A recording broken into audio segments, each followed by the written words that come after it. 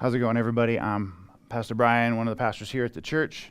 Hope to find everybody doing well today. And today we're going to talk about being truthful in our relationships and how important that is. Recently, I took care of a patient in the emergency room that was definitely impaired. She was belligerent. She was angry. The police were there. Hospital staff was there. Security was there. And she was impaired by probably more than one substance, and just her heart rate was really fast, and we were just kind of worried about her safety and just all this other stuff going on. So the doctor wanted us to give her some medication, so I came in with the medication just to kind of help with her heart rate and kind of help chill her out and chill out the situation. And I come in and she looks at me and she goes, "Why do I have to take that? What's that for?" And I could have gone multiple different directions with her, but I decided to tell her the truth. I just looked at her and calmly said, you obviously got alcohol on board. Your heart's beating really fast. We're worried that you have other things in your system than just alcohol, and that's why we want to give you this medicine.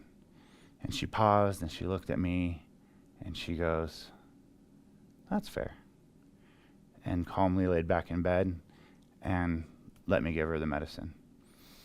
And the other people that were there were shocked that I was able to not only get her to calm down, but also to get her to cooperate with what the doctor wanted to do.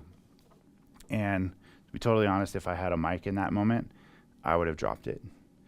But it really came down to me compassionately telling her the truth that I think that got her to cooperate.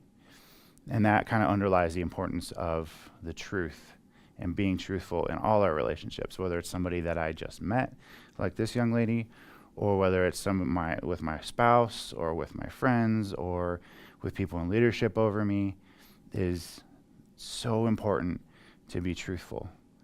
Now, as followers of Christ, we know like the 10 Commandments and thou shalt not lie, or as it says in Exodus 20:16, you shall not bear false witness against your neighbor. And in the New Testament, Paul talks about lying in Colossians 3:9. He says, "Do not lie to one another, seeing that you have put off the old self." Now, as followers of Jesus, we don't want to be our old selves. I don't want to be who I was before I knew Jesus. I was very self-serving. I was very angry. I was very judgmental. I was very bitter. I don't want to be that guy. I would not withhold the truth or lie in order to save face or maintain my pride or because I didn't care about the situation. But as followers of Jesus, we want to be closer to Jesus every day. We want to be better than we were yesterday. And the thing is, we can break this commandment in a lot of different ways other than blatant lies. Blatant lies as in, somebody asked why we didn't call them to go hang out or get together. And we could say, I called you, but you didn't answer. Or I emailed you, but it went to the spam box. Or I texted you, didn't you get it? Or we can say, went to the store to get something and we forgot to get something for somebody that they wanted. And we say, and they asked about it and we're like, "Oh, no, they didn't. They were out. I'm sorry." Instead of just being like, "I'm totally forgot. I'm so sorry." And blatant lies, and there's layers. These are kind of maybe silly, kind of lighter examples. But blatant lying will eventually catch up with us, as we've all probably experienced, either with ourselves or with other people. The lies build and build and build, and there's layers and layers and layers, and eventually we get found out because we ourselves, as we're lying, can't keep up with all these untruths that we've given. And it's most definitely damaging to relationships. But there's other ways that we can be less than truthful in our relationships that is also damaging. There's flattery. We have to be careful with flattery because in a lot of ways, flattery can be manipulation with a smile. And there's excuse making. Sometimes we're confronted with something or asked about something, and I know I'm super guilty of this, where I'll blame my work schedule or the time or the kids or I got this going on, instead of just being like, that whatever this is less important than it should be. I'm sorry, I'll get on it. And then actually get on and do whatever you got to do with it. Another thing we need to do in order to be truthful is to tell the truth before we make excuses. I know I'm guilty of this when I get asked about something. Often I'll be like, oh, my work schedule or time or this happened or that happened or I got this going on, instead of just being like, you know what, whatever this thing is that you're talking to me about, like, it's not as important as it should be, and I'll get on it, and then actually get on it and start working on it. And then another way we can be untruthful with people that's damaging to relationships is repeating something about someone else without verifying, also known as gossip.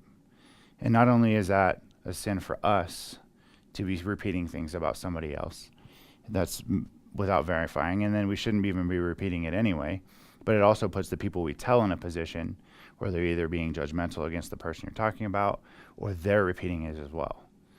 And we're already accountable to our own sins. I don't want to be accountable to tempting somebody else to sin as well. And then there's also passive aggressiveness. There's just kind of throwing in some jabs or saying something under the radar. And come on, like, most of us aren't that smart to be able to say something passive aggressive and the other person to really even know what we're talking about. All they'll know is we're throwing a jab at them, or we're not being nice, or we're being rude to them, and it causes them confusion. It maybe make them hurt them or irritate them, and that's not good for our relationship. That's not good for our relationships either. So what is the answer for our desire or temptation to be less than truthful in our relationships? Matthew 5:3 talks about being poor in spirit, which means we recognize we're nothing without the presence of God. And when we continually recognize this and the need to be untruthful, to save face, to make excuses, to gossip, or be passive aggressive, we'll get smaller and smaller in our lives. Being poor in spirit will help us turn us away from ourselves and towards Jesus and towards other people, so we can live blessed lives and have blessed relationships. All right, praise the Lord. Love you guys.